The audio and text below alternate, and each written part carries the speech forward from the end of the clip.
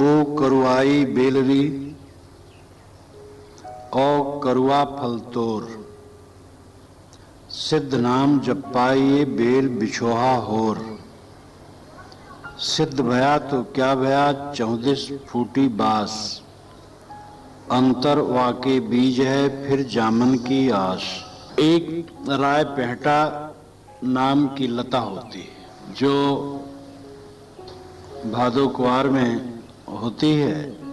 इसके पत्ते कड़वे होते हैं, लता कड़वी होती है और फल कड़वे होते हैं। ओ करुआई बेलरी और करुआ फल तोर, हे कड़वी लता, बेलरी नाम लता और करुआ फल तोर, तेरे फल कड़वे। सिद्ध नाम जब पाइए बेल बिछुआ और, जब वो सिद्ध नाम को पाता है फल पक जाता है तब बेल से बिछोहा हो जाता है उसका, वो पेड़ से टूट करके अलग हो जाता है। सिद्ध भया तो क्या भया 14 फूटी बास। अगर सिद्ध हुआ तो क्या हुआ, अगर उसमें से सुगंधी फूटी, बास फूटी और चारों तरफ फैली। अंतरवा के बीज है, उसके अंदर में बीज है, वही कड़वी लता उत्पन्न करने का, फिर जामन की आस, फिर जामने की आशा है। कोई भी उदाहरण समझाने का एक अंश होता है, अथवा किसी उदाहरण से हम एक अंश में लेते हैं समझाने के लिए। कड़वी लता माया है, माया मनोवृत्ति, चित्तवृत्ति। ये चित्तवृत्ति कड़वी लता है, इसके फल कड़वे हैं। चित्त मात्र ही रोग है, मन ही रोग है। मन को एकदम खत्म कर देना बड़ा अच्छा है, लेकिन जब तक शरीर है तब तक एकदम खत्म नहीं हो सकता। समाधि काल में जो सुवस साधक है शांत कर सकते हैं, संकल्प शून्य हो जाए या दृष्टा बन करके संकल्पों का त्याग कर सकते हैं। जीवन जब तक है तब तक मन है, वैसे मन अपने आप में रोग है, झंझट है। मन न रहे झंझट न रहे, लेकिन चारा ये है मन तो रहेगा जीवन भर, मन निर्मल रहे। पानी में नौका होती है तो नौका तैरती है और डूबती है, दोनों होता है।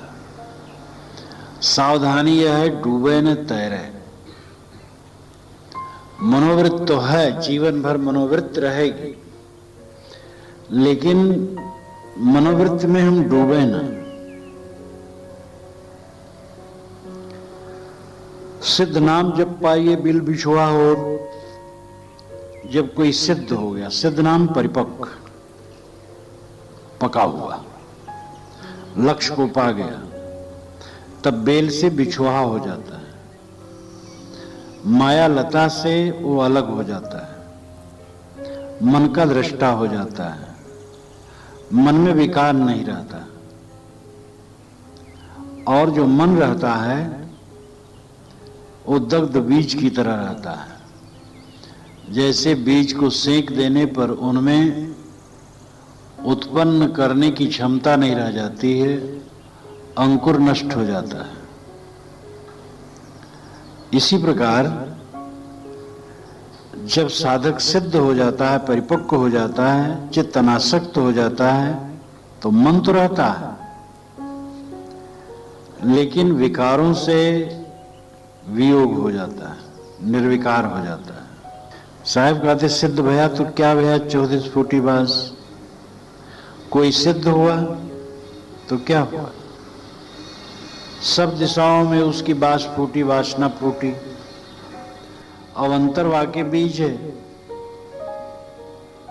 जगत का बीज अगर भीतर है तो फिर जामन की आस, वही जामने की आशा है, फिर जन्मेगी। वो अंकुर फूटेगा और लता फिर बनेगी। कच्चा सिद्धि माया प्यारी, साहब यहां कच्चा सिद्ध के लिए कहते हैं। जो सिद्ध तो बनता है लेकिन बनता है नहीं। कुछ लोग सिद्ध बनते हैं कि मैं सिद्ध हूं, ढकोसला करते हैं। तो ये ढकोसला करने से काम थोड़े बनेगा। एक पंडित जी कहते थे, जब मुझे 5 लोग कहते हैं कि टट्टी जाओ और इस तरफ जाओ तब जाता हूं, नहीं जाता। हमके कोई कहने वाला न मिले, कहीं मिल जाते हैं।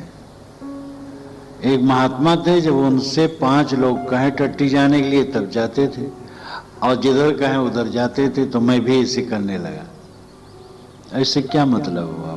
और हमें टट्टी लगी है, कोई बताने वाला ना हो, कहने वाला ना हो, हम परेशान हो, इसका क्या मतलब हुआ?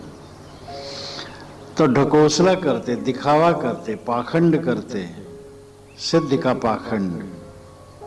सिद्ध का पाखंड करने से काम नहीं चलता है। शरीर यात्रा में खाना पीना, शौच ज्यादा, शरीर की यावत क्रियाएं करनी पड़ती हैं, और इसमें दिखावा करने की जरूरत नहीं। सिद्ध का मतलब है मन का अनासक्त होना। इस संसार में रहते रहते ऐसा लगे कि मानो संसार में नहीं। अभी शरीर छूट जाए कोई फर्क नहीं है।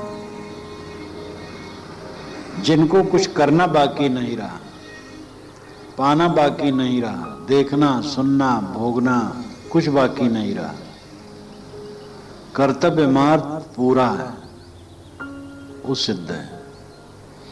जिसके मन में कोई लालसा, कोई उमंग नहीं,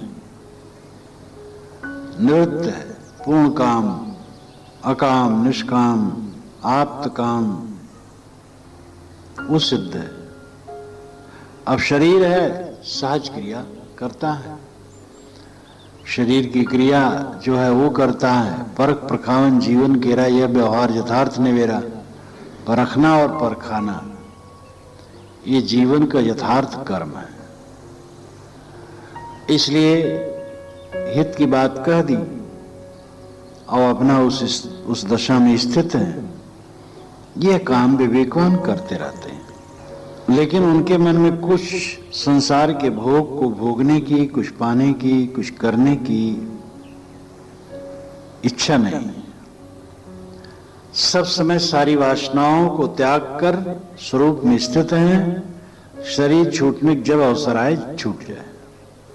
पहले सब छोड़ दिया, अब सांस रुक जाए, ये मिट्टी मिट्टी मिल जाए, क्या लेना देना। ये चरितार्थता हो। चित्त में निरंतर जब ऐसे बना रहा है, वाणी से किसी समय कह देना, समझ लेना, ये अलग बात है, लेकिन चित्त में ऐसे सब समय बना रहा है, तब यह दशा कृतार्थ अवस्था है। वहां न भय है, न कामना है, सब कुछ निवृत्त है। ये सिद्ध अवस्था है। अब सिद्ध का दिखावा करते हैं, मन में वासना है, साहब कहते हैं वो फिर वासना फूटेगी, और ये कहने भर का सिद्ध बनने से कुछ नहीं होगा। कुछ लोगों का मत है कि मैं आत्मा हूं, ब्रह्म हूं, सारा जगत मेरा स्वरूप है, ये जो दिखाई देता मुझसे अलग नहीं है। तुम्हें है जगत यह, तू है जगत माय। तुम्हें और जगत में भिन्नता कहां रही। भूमि ही ते भाजन अनेक विध नाम रूप, अंत में विचार देख वह एक है मैं। जल के तरंग फेन बुदबुदा अनेक भांति, अंत में विचार देख वह जल है से। जेते महापुरुष हैं सबको सिद्धांत एक, सुंदर अखिल ब्रह्म अंत वेद यों कहे।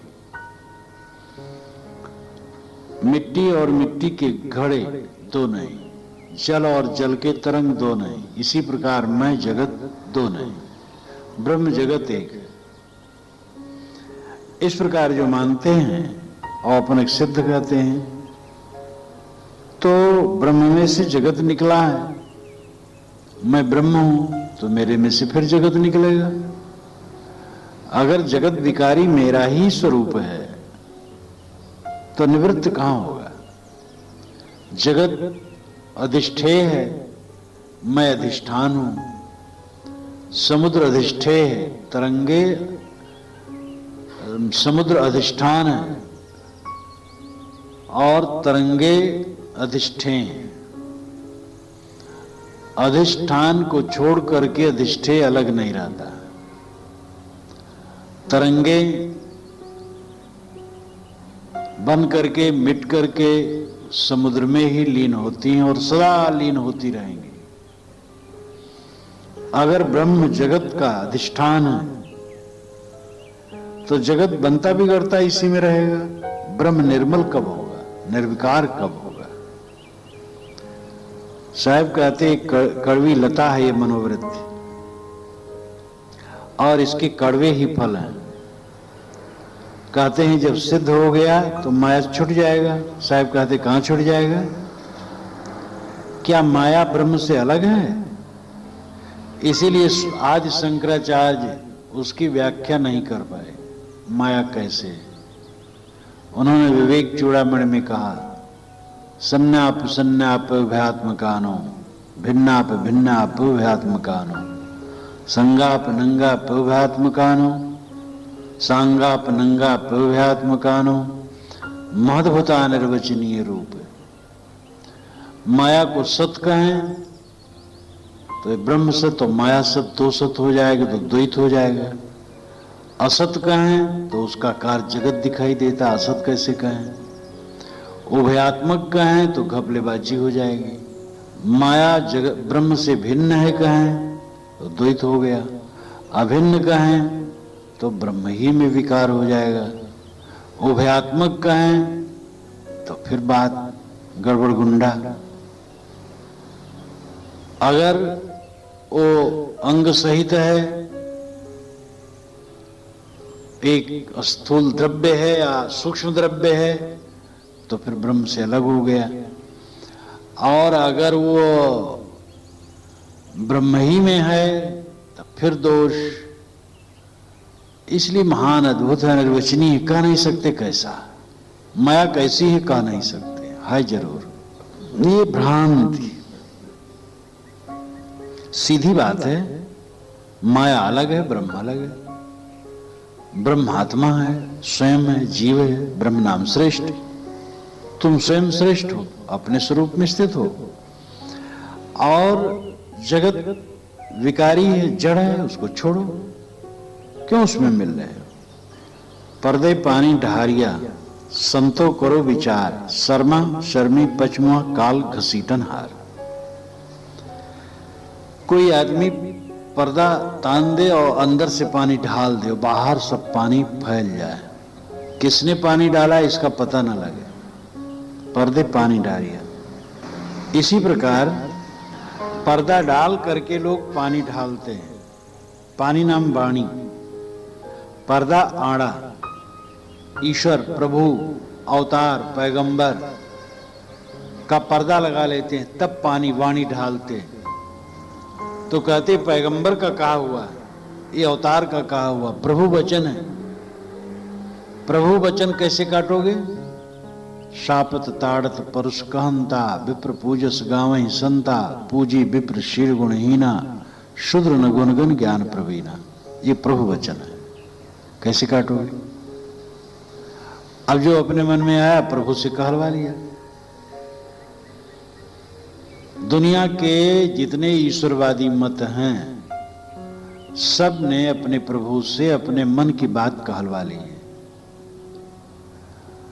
और दुनिया के लोगों को जुआठा में जोत करके अपने ढंग से घुमाया है। प्रभु का वचन है, नहीं मानोगे तो नास्तिक हो जाओगे, काफिर हो जाओगे, तुम्हारा विनाश होगा। ये नहीं कहते हैं कि मैं कह रहा हूं भाई, सही लगे तो ग्रहण करो, न सही लगे न ग्रहण करो। स्वामी विवेकानंद जब पंजाब गए, शरीर छूटने के कुछ दिन के पहले की बात है, वहां समाजी विद्वान थे, अच्छे अच्छे विद्वान, स्वामी दयानंद सरस्वती के साक्षात शिष्य स्वामी दयानंद सरस्वती नहीं रह गए थे। तो उन लोगों ने स्वामी जी का, स्वामी दयानंद विवेकानंद का स्वागत किए और खूब कार्यक्रम करवाए। व्यक्तिगत बैठे तो सत्संग हो, तो वो लोग कहें कि वेद ईश्वर वचन है। तो स्वामी विवेकानंद ने कहा कि हाँ, ये तो संप्रदाय प्रचार करने के लिए बड़ा बढ़िया है, ईश्वर वचन कहने से ज्यादा फैल जाएगा, लेकिन उससे बढ़िया है किसी महापुरुष को अवतार मान लो तो और जल्दी फैलता है। हमारे गुरु भाई जितने हैं रामकृष्ण परमहंस को अवतार सिद्ध करने के चक्कर में पड़े, मैं ही विरोध करता हूं। और अगर अपने गुरु को अवतार मान लिया जाए तो प्रचार बढ़ता है, लेकिन भ्रांति बढ़ती है। और सीधी सादी बात करने से मंत्रगत से प्रचार होता है, लेकिन अस्थायी होता, ठोस होता है। तो आप लोग जो कहते हैं कि ईश्वर की वाणी है वेद, भला कोई ईश्वर वेद बनाता है, किताब बनाता है? तो जितने ईश्वरवादी हैं सबका ये दोष है कि हमारी पुस्तक भगवान की बनाई है, हमारा मत भगवान का चलाया है, हमारा महापुरुष भगवान का, ईश्वर का अवतार है, पैगंबर है, ईश्वर का पुत्र है। इस प्रकार पर्दा लगाते हैं, तब पर्दा लगा करके वाणी ढालते हैं। संतो करो विचार, साहब कहते हैं संतो विचार करो। सारी वाणियां मनुष्य की रची हैं, सब मनुष्य मनुष्य है। कोई ऐसा ईश्वर नहीं है जो अपने हाथ से भेजता है किसी को, या स्वयं आकर के देह धर करके और कहता सुनता है। ईश्वर की हम कल्पना करते हैं, वास्तव में ईश्वर नाम स्वामी और वो आत्मा ही स्वयं ईश्वर है, कहीं बाहर ईश्वर नहीं। ऐ संतो विचार करो, जितनी किताबें हैं सब मनुष्यकृत हैं, जितने संप्रदाय हैं सब मनुष्य द्वारा चलाए हैं, और जितने महापुरुष दुनिया के हैं सब केवल मनुष्य हैं। हाँ, वो महान प्रतिभा के धनी थे, महान थे बस। इसलिए सभी किताबों और सभी महापुरुषों की वाणियों पर विचार करना कर्तव्य है। बिना विचारे कुछ भी मानना ठीक नहीं है। प्रभु ने कहा है, कैसे नहीं मानोगे? भगवान का वचन है, अवतार का वचन है, पैगंबर का वचन है, ईश्वर पुत्र का वचन है, ईश्वर वाणी है, कैसे नहीं मानोगे? नास्तिक हो जाओगे, काफर हो जाओगे। ये जालसाजी। और ये पर्दे पानी ढालना है, पर्दा लगा लिए तो पानी ढाले, पानी तो अपना ढाल रहे हैं, वो कहते प्रभु ढाल रहा है। अपने प्रभु के कंधे पर बंदूक रख रख करके भक्तों ने पीछे से चलाया है। बंदूक रख दिया प्रभु के कंधे पर, और बंदूक का जो स्विच है वो अपने हाथ में रखा, जहां चाहा ऑन किया, ऑफ किया, और कहा प्रभु का वचन है, प्रभु ने कहा। ये महा अनर्थ है। शर्मा शर्मी पचमुआ काल घसीटनहार। साहब कहते जो इस बात को समझ जाते हैं वही भी शर्मा शर्मी पचते हैं। शर्मा शर्मी पचमुए जान गए, समझ गए कि ये धोखा है। जब बातचीत होती है तो समझ में आ जाती है, हाँ कौन ईश्वर पुस्तक बनाएगा। और जितने भी महापुरुष हैं मनुष्य हैं, लेकिन तब भी पच के मरते हैं। अब अगर स्वीकार लें तो लोग क्या कहेंगे? अभी तक इनको ज्ञान नहीं था, अब ज्ञान हुआ है, तो अनुगामियों की दशा क्या होगी? हमारे गुरुजी अभी तक अज्ञानी थे। तो शर्मा शर्मी पच के मरते हैं, झूठी बातों को लेकर के सत्य का प्रचार करते हैं। 2 नंबर का प्रचार, 2 नंबर का धंधा न करे तो पैसा नहीं बढ़ता है, और 2 नंबर का प्रचार न करे तो भक्तों की संख्या नहीं बढ़ती। देवता का नाम ले लो, पैगंबर का नाम ले लो, ईश्वर दर्शन का नाम ले लो, स्वयं ईश्वर के अवतार बन जाओ, चमत्कारी पुरुष बन जाओ। हाथ हिलाए आकाश में घड़ी आ गई, चित्र से मधु टपकता है। हमारे गुरु महाराज की छाया नहीं पड़ती है, उनके पैर जमीन में नहीं पड़ते हैं, वे खाते नहीं हैं। एक ही समय में बंबई, कलकत्ता, दिल्ली तीनों जगह दिखाई देते हैं।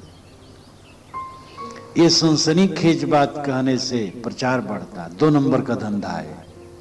भंडारा हो रहा था, लकड़ी घट गई, गुरुजी ने लकड़ी को देख लिया तो लकड़ी इतनी बढ़ गई कि फिर खत्म नहीं हुई।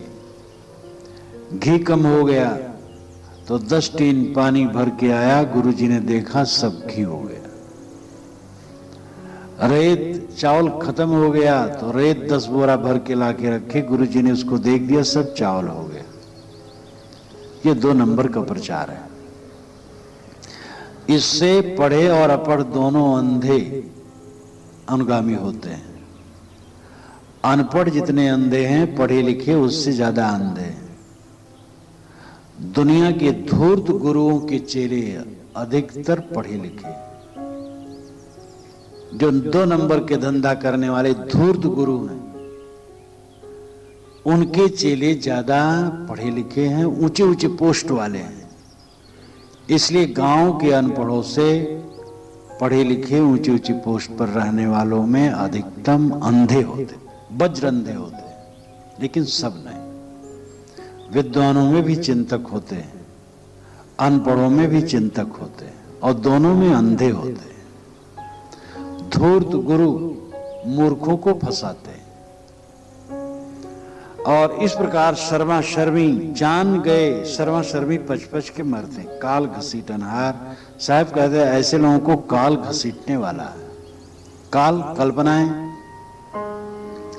ऊपर बहुत बड़ा आडंबर बना रखा है, भीतर में वह कुटिल हंसते हैं अंदर अंदर की कैसा फंसाया। एक विश्व प्रसिद्ध गुरु का अभिन्न आदमी मुझसे कहता था कि मैंने जब उससे कहा, ये तुम क्या करते हो, तो उन्होंने कहा कि संसार ऐसा बेवकूफ है कि इसके साथ ऐसे ही पेश आना चाहिए। अब ये कोई उत्तर हुआ? संसार बेवकूफ है तो हम उसको और बेवकूफ बनाए। कारण कारज की व्यवस्था है, विश्व के शाश्वत नियम है, प्रकृति के अपने नियम है। इन नियमों के तहत जो ज्ञान हो वही वास्तविक ज्ञान है। लकड़ी जितनी रहेगी उतनी रहेगी, घी पानी घी नहीं हो जाएगा, रेत चावल नहीं हो जाएगा। एक ही काल में अनेक नगरों में वही व्यक्ति नहीं दिखाई देगा। हाथ हिलाएगा तो घड़ी कैसे आ जाएगी? घड़ी बनाई जाती है, घड़ी बनने में काफी गतिविधि होती है तब घड़ी बनती है। हाथ हिलाने से घड़ी नहीं बनती, न लड्डू आ जाता है। तो ये सारी धांधलेबाजियां करके मनुष्यों का मन दुर्बल बना दिया जाता है।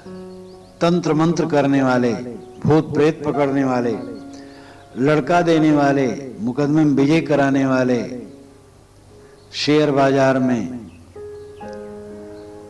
हमारी स्थिति को व्यवस्थित कर देने वाले, सब बदमाशी है, बदमाश है। और ये कारण कार्य व्यवस्था के विपरीत है। ऐसी धोखाधड़ी में कभी नहीं पड़ना चाहिए। जो ऐसी धोखाधड़ी में पड़ता है, काल घसीटनहार, उसको काल घसीटने वाला है। काल्पनिक कल्पनाएं, जीव की कल्पनाएं जीव को घसीटती। बहुत मार्मिक वचन यह है, बड़ी सरल साखी लेकिन हड्डी तोड़ है। पर्दे पानी ढारिया संतो करो विचार। लोगों ने जालसाजी करके पर्दा लगा लिया आगे और पीछे से पानी ढाल दिया, आना ले लिया, आधार ले लिया ईश्वर अवतार पैगंबर का, और जो मन में आया सो कहा। छल कपट भेद भाव सारा प्रपंच फैलाया। जान गए तो भी शर्मा शर्मी पचते। अस्ति कहो तो कोई न पतीजे, बिना अस्ति का सिद्धा। कहां कबीर सुनो हो संतो, हीरी हीरा बेदा। अस्त नाम सत्ता होना। अस्त कहो तो कोई न प्रतीजे, जिसकी विद्यमानता अगर उसको कहता हूं तो कोई विश्वास नहीं करता। किसकी विद्यमानता है? तुम्हारी। ईश्वर को तुम कहते हो, ईश्वर तुम्हें नहीं कहता। ब्रह्म की व्याख्या तुम करते हो, ब्रह्म कोई अलग नहीं जो तुम्हारी व्याख्या करे। तो ज्ञान विज्ञान का जो मूल है, स्रोत है, वो सत्तावान जीव है, आत्मा है, जो तुम हो। अपने विषय में किसी को कोई संदेह कभी नहीं होता कि मैं हूं कि नहीं हूं। ना ही कश्चित संदिग्धे अहम व नाहम व इति।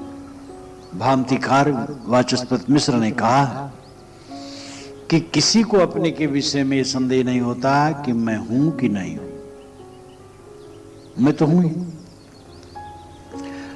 17वीं शताब्दी में यूरोप में डेकार्ट नाम के दार्शनिक हुए हैं। रेने डेकार्ट उनको कहा जाता है। उन्होंने कहा है I think therefore I am. मैं सोचता हूं इसलिए मैं हूं। मैं हूं कि नहीं हूं एक विचार है, और ये विचार करने वाला ना हो तो विचार कैसे होगा? तो जो विचार करने वाला है वो मैं हूं। ईश्वर हो कि न हो अलग, इसमें संदेह हो सकता है, लेकिन मैं हूं कि नहीं हूं इसमें क्या संदेह? आत्म अस्तित्व जीवन में सबसे बड़ा बोध है। सारे प्रमाणों का प्रमाण आत्म अस्तित्व है।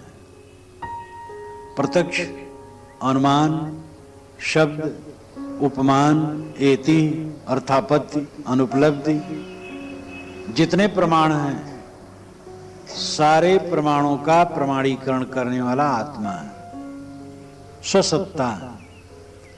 इसलिए अपने आप के अस्तित्व के विषय में कोई संदेह नहीं। अब जिन्होंने सिद्धांत ही बना लिया कि आत्मा नहीं है तो उनको तो कहना पड़ेगा। सिद्धांत जब बन जाता है तो वही रटना पड़ता है। दुर्भाग्य है उनका। किंतु आत्म अस्तित्व के विषय में कोई संदेह नहीं। सोते जागते सपना देखते सब समय कौन साक्षी है? मैं। सोता हूं मैं ही साक्षी बन के सोता हूं। जागता हूं तो मैं सुख से सोया या नींद बढ़िया नहीं लगी, इन दोनों का दृष्टा मैं हूं। सपने देखा इसका भी दृष्टा हूं। गलत और सही जो किया उसके संस्कार आते हैं उसका भी दृष्टा हूं। सबका दृष्टा। ज्ञान का जो आधार है, ज्ञान का जो निधान है, ज्ञान का जो आश्रय स्थल है, वह मैं हूं, चेतनात्मा। तो साहब कहते हैं कि अस्ति नाम होना, अपने आप का अस्तित्व जो निस्वरूप है, अगर इसको मैं कहता हूं तो कोई विश्वास नहीं करता। बिना अस्थि का सिद्ध, बिना अस्थि के लोग सिद्ध हो रहे हैं। कहते ईश्वर के दर्शन कब होंगे? अरे भाई ईश्वर होगा तो मिल जाएगा, दर्शन कर लेना। क्यों कल्पना में जिंदगी बिता रहे हो? जिंदगी बीत जाती है ईश्वर ईश्वर कहते कहते, कहीं कुछ नहीं मिलता। रमण महर्षि से एक ने कहा कि महाराज जीव ब्रह्म की एकता कब होगी? कहे जीव काफी है, ब्रह्म के चक्कर में क्यों पड़े हो? बस जीव में स्थित हो जाओ, तुम जीव हो, अपने मां स्थित हो जाओ, बस हो गया। कोई प्रश्न जब करे तो कहे मैं कौन हूं समझो। बस हर प्रश्न के उत्तर में कहे मैं कौन हूं। मैं पर लाते थे बार, फिर मैं को ब्रह्म कहते थे। तो बिना अस्थि के सिद्ध हो रहे हैं। सिद्ध नाम परिपक्व, पूर्णता प्राप्त करने का ढोंग कर रहे हैं। जो तुम्हारे मन का केवल ख्याल है, ईश्वर देवी देवता, जीवन भर बस उसी को रट रहे हो, खोज रहे हो, कहीं मिलने वाला नहीं, भटक रहे हो। और जो स्वयं है उसमें स्थित नहीं हो रहे हो। थाली में बढ़िया व्यंजन रखा है और मन से तुम कहते हो चबाए न चबाएंगे। अरे जब बढ़िया व्यंजन धरा हुआ है थाली में, उसको खाओ कि मन का चबाए न चबा करके पेट भरेगा। तो अस्ति कहो तो कोई न पतीजे, बिना अस्ति का सिद्धा। काई कबीर सुनो संतो हीरी हीरा बेदा। सदगुरु कहते हैं कि ऐ संतो सुनो, हीरी ने हीरा को बेच दिया। हीरी कहते हैं हीर कणी को। जहां हीरा खरादते हैं वहां यंत्र में 2 हीरे लगा देते दोनों तरफ, फिर मशीन चलाते दोनों भिड़ जाती और दोनों हीरे फिर एक दूसरे को रगड़ते हैं और काटते हैं। हीरे से हीरा कटता है, लोहे से नहीं कटता। तो जो उसमें धूल निकलती है वो धूल को रख लेते हैं, उसी को हीर कणी कहते हैं। तो एक लेप होता गोंद, वो विशेष ढंग से बनाया जाता है। तो उसमें उस हीर कणी को लपेट करके मशीन में लगा देते, पोत देते हैं। तब फिर वो मशीन के सामने जब हीरा लगाते चलाते हैं तो वो मशीन चलती है तो हीरे को काटती है, क्योंकि मशीन में हीर कणी हीरे की धूल लगी हुई है तो ही हीरे को काटती है, लोहा नहीं काट पाएगा। अद्भुत हीरा। मैंने हीरे वाले से सूरत में पूछा तो कहा महाराज बिल्कुल सच है, निहाई पर हीरा रख दो और घन से मारो तो अगर कच्चा हीरा है तो टूट जाएगा, पक्का हीरा कभी नहीं टूट सकता, या तो ठनक के बाहर चला जाएगा और या तो अगर जम गया तो निहाई और घन में धंस जाएगा, लेकिन वो टूटेगा नहीं। ये पक्के हीरे की पहचान। हीरा सोई सराहिए सहे घनन की चोट, कपट कुरंगी मानवा परखत निकरा खोट। घन की चोट सहे और न टूटे वो हीरा। ऐसे साधक वह है जो अनेक विपत्तियों आपत्तियों को सह करके दृढ़ रहे। कितने साधक आते हैं, कोई संत डांट दिए तो भगे, अब हमें कोई डांट दिया भैया यहां नहीं रहेंगे। अरे घर में जाओगे स्त्री ऐसा नाक रगड़ेगी तुम्हारी कि फिर पता नहीं चलेगा। बच्चे तुम्हें रुला डालेंगे तुम्हारे बुढ़ापा में। क्या और कहीं डांटना नहीं होता है? घर परिवार में नहीं डांटे जाते हो? वहां डांट सहो, यहां डांट न सहो। तो जो ढीले मन के होते हैं वो कहीं कुछ नहीं कर पाते।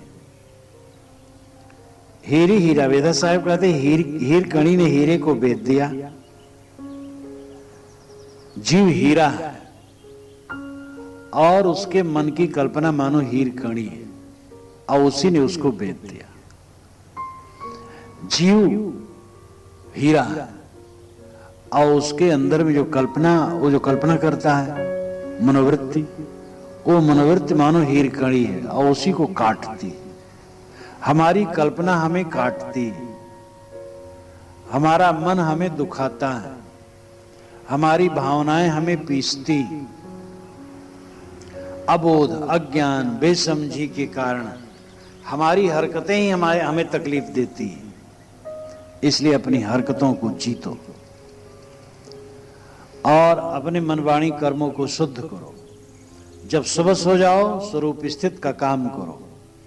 अब अंतिम बृहदारण्यकोपनिषद का ये उदाहरण बहुत बढ़िया याज्ञवल्क्य ने कहा कि वो बोधवान पुत्र ईषा, वित्त ईषा, लोक ईषा त्याग देता है और फिर वो आत्मा में रमता है और वो इसकी परवाह नहीं करता मैंने क्या कर डाला, और यह भी नहीं सोचता है मैं ये नहीं कर पाया। जो कर डाला, कर्म तो कचरा है ये, और कर्म में शुभ अशुभ हो जाता है। शुभ करते करते कुछ अशुभ हो जाता है, अच्छा करो कुछ गलत हो जाता है। शरीर गलतियों का घर है, कर दिया अब बस करना वरना नहीं। अब उसको लेके पचना नहीं है, हो गया। वाणी में गलती हो गई, इंद्रियों में गलती हो गई, मन में गलती हो गई। अब उसको लेके पचना नहीं तो खाना नहीं, लेकिन करना नहीं है। तो जो कर डाला उसके लिए नहीं सोचता क्या कर डाला, और ये नहीं सोचता मैं ये नहीं कर पाया। जो अपने बोध भाव में स्थित हो, सभी कर्मों से ऊपर हो गया, अब क्या करना है? कौन दान पुण्य करना है? जो स्वरूप में स्थित है उसको अब क्या बाकी है? अब रह गया उसके पास कोई चीज हो तो बिलासी थोड़े बनेगा, दूसरे से हम लगाएगा ही। लेकिन बोधवान, पक्का बोधवान न ये सोचता है कि मैंने क्या कर डाला, न ये सोचता है मैं ये नहीं कर पाया। वो भूत भविष्य दोनों कर्मों से ऊपर उठ जाता है। इसलिए निर्द्वंद होता है। हीरी हीरा बेदा, हीरकणी ने हीरे को बेच दिया, जीव की कल्पना ने जीव को भटका दिया। वो अपने आप में स्थित न रहा, बाहर भटकता रहा। अस्ति कहो तो कोई न पतीजे, बिना अस्ति का सिद्धा। जिसकी परम सत्ता है, जिससे सारे ज्ञान विज्ञान उदय हुए हैं, जिसने वेद बनाए, कुरान बनाया, बाइबिल बनाई, जिंदा वेस्ता बनाया, पुराणों महाकाव्यों को रचा, ज्ञान विज्ञान को शोधा, हवाई जहाज, मोटर गाड़ी, किताब, मकान, सारे ज्ञान विज्ञान का विस्तार जिसने किया, ईश्वर ब्रह्म की कल्पना की, पुनर्जन्म कर्म फल भोग बंध मोक्ष का निर्धारण किया, सारे विज्ञान का जो स्रोत है वो कौन? जीव। और वही अस्तित्ववान, सत्तावान है। और लोग उस पर विश्वास नहीं करते, अपने पर विश्वास नहीं। ये महा दुर्भाग्य है। बिना अस्ति के सिद्ध हो रहे हैं, जो नहीं है कल्पना कर रहे हैं, भटक रहे हैं।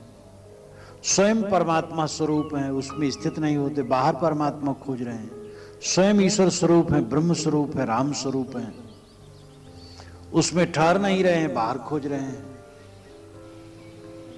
तो साहब कहते, हीरी ने हीरा बेच दिया, जीव की कल्पना ने जीव को भटका दिया।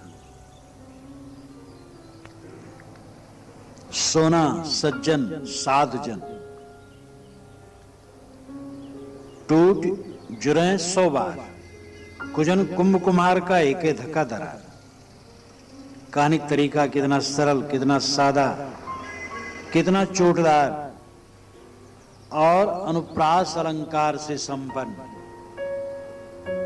सोना सज्जन साधुजन, ये तीनों शब्दों में सा सा सा, सोना सज्जन साधुजन, और नीचे कुजन कुंभ कुम्हार, तीनों में कु कु कु।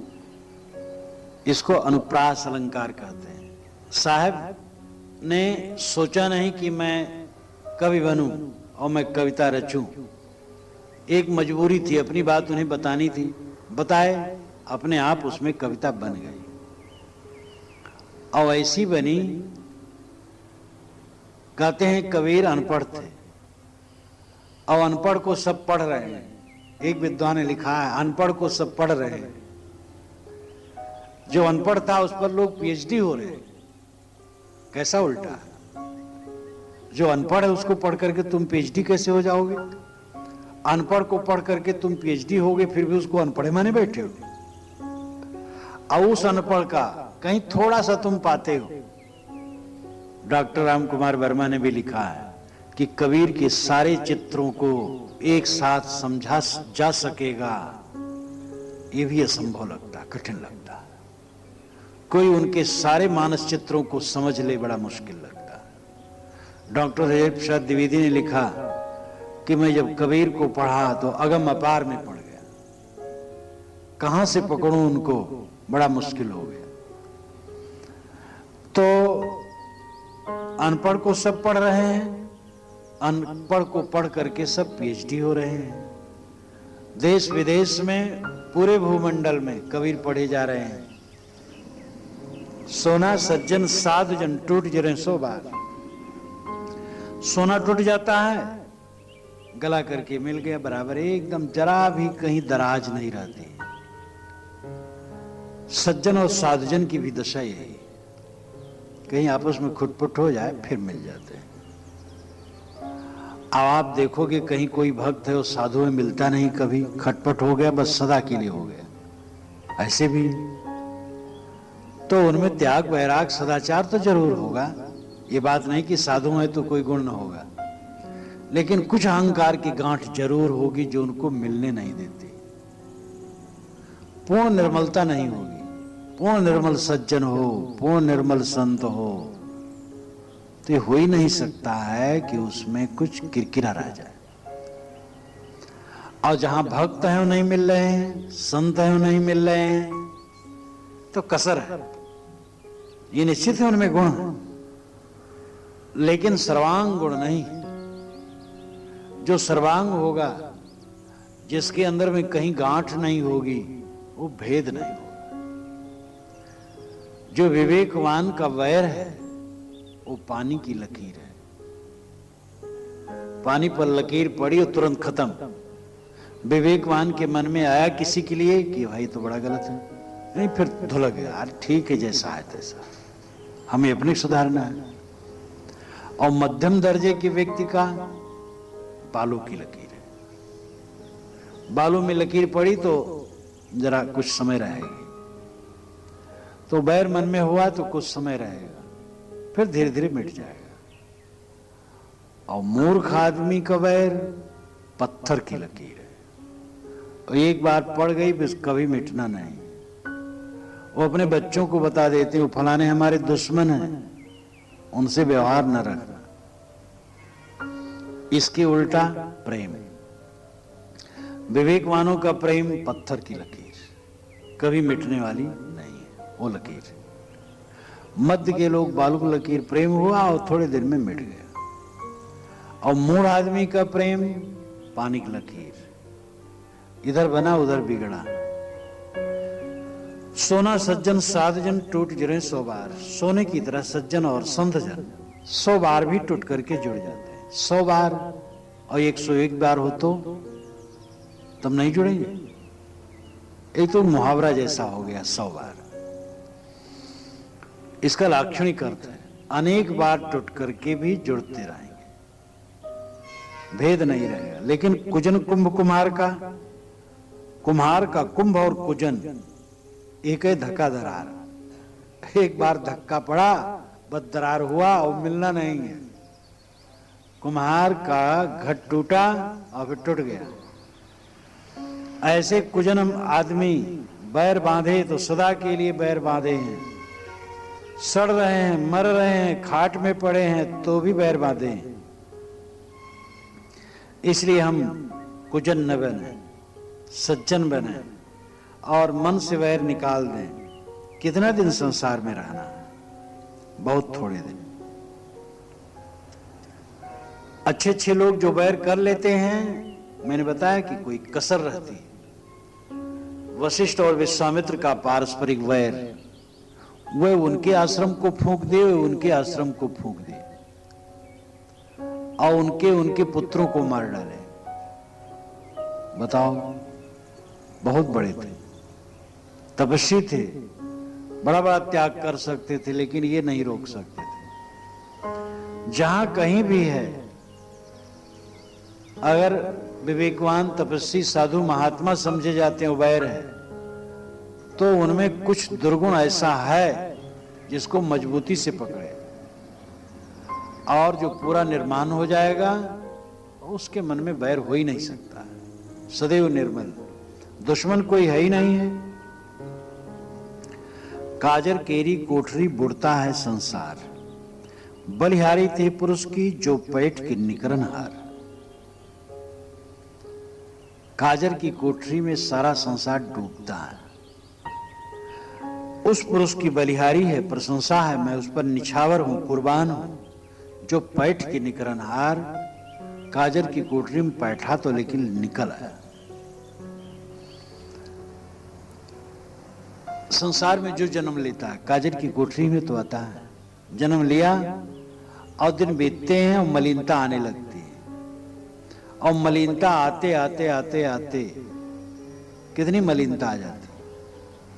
लेकिन इस मलिनता से जो निकल आए वो धन्य है। अगर किसी से त्रुटि हो जाए तो उस पर घृणा न करो, उसको सोचने समझने और ऊपर उठने का अवसर दो। अब त्रुटि हो गई, बस तुम बुरा मान लिए। अब इतना बुरा मान लिए कि उसने तो अपनी बुराई शोध ली, लेकिन तुम्हारे अंदर की जो उसके प्रति बुराई की भावना वो अजर अमर है। अब वो बुरा हुआ कि तुम बुरे हो। किसी ने गलती की और ग्लानि की और उसने गलती शोध ली और चित्त शुद्ध हो गया, और तुम उसको सदा के लिए गलत माने बैठे हो। तो जिसमें गलती आई थी वो तो सुधर गया, और तुम देखने वाले सदा के लिए कूड़ा कचरा बन गए। इसी पर एक कहानी है। एक वेश्या एक महात्मा, दोनों का आश्रम आमने सामने था। तो महात्मा जब निकले अपने आश्रम से, वेश्या मकान देखे, क्या है, महागंदी, दुष्ट, और उसकी दुष्टता का उन्हें स्मरण। और जब वेश्या अपने मकान से निकले तो महात्मा का आश्रम देखे, तो धन्य है महात्मा, अविनाशी के भजन में लगे। जीवन भर दोनों की ही धारणा रही, जब दोनों मरे तो वेश्या स्वर्ग में गई, महात्मा नरक में गए। क्योंकि महात्मा जीवन भर वेश्या के दोषों को देखते रहे और वेश्या जीवन भर महात्मा के सद्गुणों को देखती रही। ये बात समझाने का तरीका है। तो किसी से गलती हो गई, उसको सुधरने का चांस दो, अवसर दो। माना कि ऐसे भी होते हैं जो सुधर नहीं सकते हैं, तो ठीक है, उनसे बाइकाट। लेकिन जो सुधरते हैं वो सुधर सकते हैं। कौन ऐसा दोष है कि आदमी छोड़ नहीं सकता? कौन कह सकता है कि मुझसे कोई दोष कभी नहीं होता? किसके मुख में 32 दांत हैं जो कहे मुझसे त्रुटि नहीं होती? कहा जाता है कि एक बार एक व्यभिचारिणी पकड़ी गई, हजरत मोहम्मद के पास लोग ले गए, कहे हुजूर इसने ऐसा काम किया और पत्थर मार करके इसकी जान निकाली जाए, आप ऑर्डर दें। उन्होंने कहा ठीक है, इस पर पत्थर बरसाए। जिसके मन में कभी दूसरी किसी पराई स्त्री के लिए मन में कोई विकार ना आया हो, वो इस पर पत्थर मारे। आप सबके हाथ रुक गए, कोई पत्थर न मार सके। तो तुम अपने दामन को देखो, क्या दूसरे देखते हो? साहब कहते काजर की कोठरी में सारा संसार बूढ़ रहा है। धन्य हुआ है जो पैठ की निकरनहार, इसमें आया तो पड़ा तो लेकिन निकल आया, इसकी प्रशंसा करो। गलत हो गए इसको ना देखो, सही हो गए इसको देखो। किससे त्रुटि हो गई ये ना देखो, उसने सुधार लिया इसको देखो। मार्ग चलते जो गिरे ताको नाही दोष, कहें कबीर बैठा रहा तासिर कड़रे कोस। मार्ग चलते जो गिर पड़े उसको दोष नहीं, फिर उठेगा। जो बैठा रहता है वो दोषी। गिरते हैं शह सवार ही मैदानी जंग में, वह तिफल क्या गिरेंगे जो घुटनों के बल चले। जंग के मैदान में शह सवार, उत्तम घुड़सवार कभी गिर पड़ते हैं, और वो शिष्य क्या गिरेंगे जो घुटनों के बले रेंग रहे हैं। इसलिए इस संसार में लोग डूबते हैं, लेकिन वह प्रशंसनीय है जो बैठे संसार में तो आए, संसार की मलिनता उनको लगी लेकिन निकल आए, अपने को धो लिए, साफ कर लिए, निर्मल हो गए, वो धन्य है। तुमसे त्रुटियां हो गई हैं, चिंता मत करो, वो त्रुटियों को दोहराओ मत, और उन त्रुटियों को लेकर के ग्लान न करो। अरे मन इंद्रियां भाग गई, गलती हो गई। अब ग्लान करते करते तुम अपने मन को खराब कर डालोगे तो फिर साहस नहीं रहेगा ऊपर उठने का। हल्की सी ग्लानि होनी चाहिए कि ऐसा कर्म ना हो बस, और एकदम साहस के साथ समझ लो मैं दिव्य हूं, निर्मल हूं, महान हूं। और जैसे घोड़ा अपने अंग को फरफरा करके साफ हो जाता है, उसी प्रकार अपने अंग को फड़फड़ा करके साफ हो जाओ, निर्मल हो जाओ। समझ लो मैं कर्म नहीं हूं, मैं इंद्रियां नहीं हूं, मैं मन नहीं हूं, इनके द्वारा किए गए कर्म संस्कार में नहीं हूं। ऐसा स्वीकार करके शुद्ध हो जाओ और फिर ऐसा कर्म न करो, फिर गलती न करो। यहां ये सिद्धांत नहीं कि मेरी इंद्रियां नहीं, मेरे कर्म नहीं, और चाहे जैसे हो होता रहे, कोई अर्ज नहीं, ये नहीं है। वो मेरे नहीं है, ठीक है, लेकिन मुझे करना नहीं चाहिए, प्रेरणा नहीं देना चाहिए।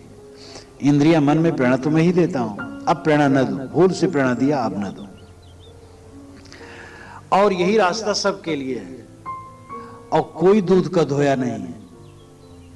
कोई नहीं कह सकता मैं सबके ऊपर हूं और मैं गलती है, मैं बिल्कुल दूध का धोया हूं। ऐसा जो कहता हूं महा झूठा। किसी से बड़ी गलती हुई, किसी से छोटी गलती हुई, थोड़ी गलती हुई, गलती तो हो जाती है। तो गलतियों को छोड़े, साहब कहते मैं उसकी प्रशंसा करता हूं। साहब बहुत उदार थे। वो तो कहते कहां कबीर जो आपकी बोझे सोई गुरु हम चेला, जो आपकी समझ ले उसको मैं गुरु मानने को तैयार हूं, मैं चेला बनने को तैयार हूं। और दादा भाई बाप के लेखो चरणन हुई हो बंदा, आपकी पुरिया जो निर्वारे सोजन सदा आनंदा। लोग बच्चे को खिलाते हैं तो उछालते हैं, दत्ता बब्बा कहते रहते, दद्दा बब्बा बच्चे को। ऐसे साहब शिष्यों को प्यार दे करके कहते भैया हम तुम्हें दादा कह दे, बप्पा कह दे, तुम्हारे चेला बन जाए, तुम कल्याण कर लो। इस प्रकार वो शुद्ध स्नेह दे रहे हैं। बलिहारी थे पुरुष की पैठ की निकरन हार, काजर ही की कोठरी, काजर ही का कोट, तोधी कारी ना भई रहा सोटे ओट। काजर ही की कोठरी और काजर ही का कोट, कोट नाम किला, कोठरी, कोठरी एक किला, और उसमें सर्वत्र काजल भरा हो। और कोठरी, जिस कोठरी में रहना हो उसमें भी काजल भरा हो, और उसमें रहे और उसमें घूमे, लेकिन आदमी की तोंदी भी कारी ना हो। तोंदी कहते हैं उंगली के अग्रभाग को। उंगली जो है एक तरफ तो नख है, दूसरे तरफ गद्दी है मुलायम, और ये गद्दी आगे तक फैली हुई है। इस गद्दी के हिस्से को जो आगे तक है इसी को तोंदी कहते हैं। हर आदमी कहीं जाता देखता है तो छू लेता है, छू लेने की आदत बहुत है। इसलिए प्रदर्शनियों में जहां छूने से चीज खराब होने वाली होती है तो 1 गज दूर ही से लगा दिया जाता है बैरियर, कि जिससे लोग छुए ना। हर आदमी की आदत होती, जहां कुछ देखा छुआ।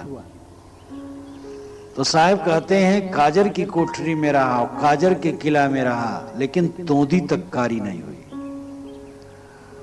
उंगली का अग्रभाग भी मैला नहीं हुआ, रहा ओट ही ओट। सो नाम वह साधक सावधान ओट ओट में रहा, आधार लेके रहा। सदग्रंथ, सत्संग, उपासना, आज्ञाकारिता, भक्ति, साधना, ये सब लेकर के रहा, इसलिए उसका मन मैला न हुआ। तोदी का यहां अर्थ है मन, तोदी तोंद। उदाहरण में तो उंगली का अग्रभाग है, लेकिन जिस चीज को साहब समझाते वो प्रमाण और प्रमा। उंगली प्रमाण है, प्रमा मन है। प्रमा नाम वास्तविक ज्ञान, और प्रमाण जिस प्रमाण से, जिस उदाहरण से ज्ञान बताया जाए। तो तोदी तोद पेट, पेट से भी प्राय नाभि, नाभ से अर्थ मन। देहाती लोग कहते भैया बात तो बड़ी अच्छी करते लेकिन पेट उनका अच्छा नहीं है। तो इसका मतलब नहीं है कि उनको पेचिश हो रही है या दस्त हो रहा है। पेट उनका अच्छा नहीं है, मन अच्छा नहीं है। तो तोदीकारी ना भाई, मन मैला नहीं हुआ। काजर की कोठरी शरीर है, काजर का किला संसार है, चारों तरफ बिगड़ने का साधन है। स्त्री और पुरुष का पारस्परिक महाआकर्षण है और महामिथ्या है। दोनों शरीर कचड़ा, टट्टी पेशाब का पिंड, लेकिन अनादि अभ्यास अविद्या का महाआकर्षण है। और स्त्री में पुरुष, पुरुष में स्त्री आकर्षित हो जाते हैं। इसलिए परहेजगारी की महती जरूरत है। स्त्री से पुरुष, पुरुष से स्त्री अलग रहे। गृहस्थ को चाहिए पराई नारियों से दूर और नारियां पराए पुरुषों से दूर। साधु को चाहिए नारी मात्र से दूर। कुसंग का परहेज करके कोई अपने रास्ते में रह सकता है। ऐसे ऐसे गीत रिकॉर्डिंग के सुनाई देते हैं कि जिससे मन मैला हो जाए, सावधान न रहो। चलते फिरते ऐसी ऐसी बात सुनाई देती है जो हिम्मत पछर, कहां कौन भक्ति कर पाएगा, ज्ञान वैराग कर पाएगा, बड़ा कठिन है। मन इंद्रिय जीतना कोई मामूली बात नहीं और होता भी कुछ नहीं है। अरे मर गए सब बराबर है, ऐसी ऐसी बात कहने वाले लोग हैं। अब ऐसी ऐसी बात सुन सुन करके मन बैठ जाता है। साधुओं में क्या धरा है, देख लिया मैंने, सब देख लिया। मैं गया साधुओं में, रहा बैराग वैराग नहीं। अब कहीं कमरा में बैराग धरा होता, उठा करके ले लेते। बैराग तो तुम्हारे मन में नहीं है, तो तुम्हें बैराग दिखाई दे कहां दे। तो ऐसे ऐसे हिम्मत पछर की बात करने वाले लोग हैं कि मन और नीचे गिर जाए। तो इसलिए साहब कहते हैं कि काजर की कोठरी शरीर, काजर का किला संसार, और इसमें रहे और मन मैला न हो, वो आधार से बन सकता है। जिन्होंने प्रमाद किया उनका पतन हुआ। जिन्होंने, मैं तो इतने दिनों में देखा हूं, 45 वर्ष हो गए संतों का घनिष्ठ संपर्क आए हुए, और जो अहंकार किए वो कहे नष्ट हुए, कहीं के नहीं रहे। जो सिर झुका करके संतों के शरण में पड़े रहे उनका उद्धार हुआ, और जो अहंकार किए वो पिस गए। नहीं सहायक साधु को गुरुत जग में, और याते सब उन्माद तज सजग रहे सब ठौर। गुरु संतों को छोड़ करके साधक का कोई सहारा नहीं। जो विरक्त साधक है, गुरु संतों का सहारा छोड़ करके कुछ नहीं है। गृहस्थों में जाओ, तुम्हें पुजापा, मान, खान पान, रुपया पैसा सब मिल सकता है, लेकिन वहां प्रपंच धीरे धीरे तुम्हारा मन इतना गिरेगा कि गिरते गिरते तुम पता नहीं कहां चले जाओगे, बह जाओगे, ठिकाना नहीं रहेगा। और ये जीव विषयी पामर है, भेष धर लेने से विषयासक्ति निपट जाती, निकल जाती। भेष धर लिए, समझ गए मैं साधु हूं, घूमना शुरू कर दिए। लक्ष्य इतने हैं, पैसा मिले, खाना मिले, कपड़े मिले, सम्मान करें, हाँ महाराज आप बड़े बढ़िया हो। एक सन्यासी ने मजाक में हमसे कहा था, महाराज हम क्यों मूड मुड़ा लिए, बूढ़े थे, मूड मुड़ाए 3 गुण, सिर की मिट गई खाज, बनी बनाई रोटी मिले, लोग कहे महाराज। मूड मुड़ाने से 3 गुण हो जाते हैं, सिर की खाज नहीं रह जाती, और बनी बनाई रोटी मिलती है, लोग कहते महाराज साहब बंदगी दंडवत। तो ये भेष धरने से कोई कहे कल्याण हो जाएगा, नहीं होगा। और वेश के बहम में कोई न पड़े कि हम कपड़ा पहन लिए, अब चाहे जो करें, चाहे जहां रहें, कपड़ा पड़ा कुछ नहीं कर पाएगा। संतों के शरण में सिर डाल करके विनयावनत रहो, साधना में रहो, तब कल्याण होगा। देखो अपने मन को, क्षण में कहां चला जाता है। साहब कितनी बड़ी कसौटी देते हैं, एक एक साखी को समझो, एक ही साखी में मौत है पूरी, लेकिन मौत हो तब, हम तो ऐसे जड़ हो गए हैं, हजारों टन पत्थर बरसाओ तो भी ज्यों के त्यों, चोटें नहीं लगती, मौत कहां से। और चोट लगे तो एक रोड़ी से चोट लग सकती है और मौत हो सकती है, और जिसकी मौत हो जाए सचमुच उस संसार के मोह से अलग हो जाएगा। काजर की कोठरी शरीर है, काजर का किला संसार है, इसमें रहते रहते मन मैला न हो, ऐसे आधार में रहो। ये साहब कसौटी देते कि मन मैला ना हो। मन मैला हो गया तो किस काम का तुम्हारा वेश किस काम का, तुम्हारा ज्ञान किस काम का, तुम्हारी साधना किस काम की। लेकिन घबराना नहीं, हो जाता है, समय समय से मन मैला हो सकता है। साधते रहो, लक्ष्य रखो कि मन बिल्कुल निर्मल हो, उस मंजिल में पहुंचे।